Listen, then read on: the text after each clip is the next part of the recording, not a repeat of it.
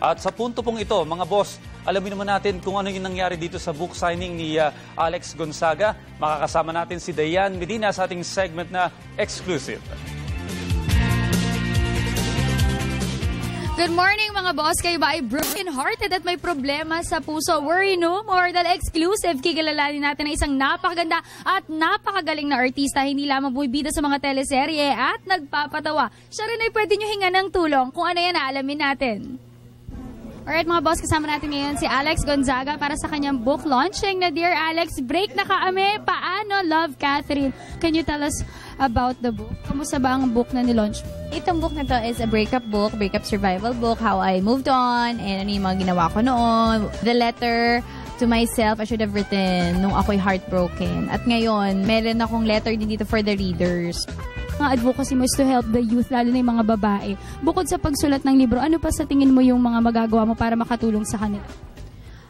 Ito, I'm open sa love. That's mga love talk, ganyan. Open ako sa mga ganyan. And ako, sinabi ko dito sa book na anytime anyone sees me na meron silang book nito, because this book, parang vow ko ito sa lahat ng mga readers na bibili na parang you want me to be part of your moving on process or your singlehood. So, anytime, anywhere you see me, you want to approach me, you want to ask anything from me, you can. Kasi I'll be willing, I'll be happy. Kasi I'll be happy to be an ate. Balita naman talagang sold out, Catherine, ang iyong mga libro. So, ano bang future plans mo right after this book? May part 2 ba? Wedding. Oo nga, sobrang thankful ako kasi ang dami talaga, kahit mga nagtitweet sa akin, IG, na meron silang copy ng book, sobrang happy ako. Meron akong second book and it's coming out next year. So, it's about, syempre single ka na-learn mo na mahalin ang sarili mo, about dating naman yun, dating world. Gusto namin malaman, Alex, do you have any tips or advices bilang ito ang advokasya mo, ang makatulong sa mga bawat kababaihan na nasasaktan at nagdurugo ang kanilang mga puso? Ano bang advice mo sa kanila? Basically, gusto ko lang muna na mahalin nila ang sarili nila kasi diba laging sinasabi yon na how you have to love yourself first before you can love someone else. And for me, you can't really love something or someone that you don't know. So ako, kilalanin muna nila yung sarili nila.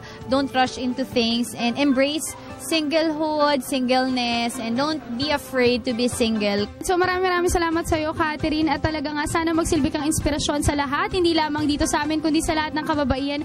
At talaga nga naman nakita ko bilang best friend mo, nakita ko ang lahat ng mga paghihirap mo. So iyakan, very emotional at nakakatuwang malaman na nailathala mo yan sa isang libro at makakatulong ka sa mga ibang babae. So mabuhay ka, Alex Gonzaga. Mabuhay. Alright, Pilipinas. Thank you so much, Alex. Thank you. Mga boss, alam naman natin kapag celebrities ay napaka-busy. Pero hindi ibig sabihin nun ay hindi na sila gumagawa ng paraan para makatulong sa ibang tao. Tulad ni Alex Gonzaga. Napaka-busy niyang celebrity pero through her book, marami siyang na-inspire at natulungan ng mga tao. Kaya naman kayo, mga boss, ano bang magagawa niyo para makatulong sa iba? Ako po si Dayan Medina para sa Exclusive.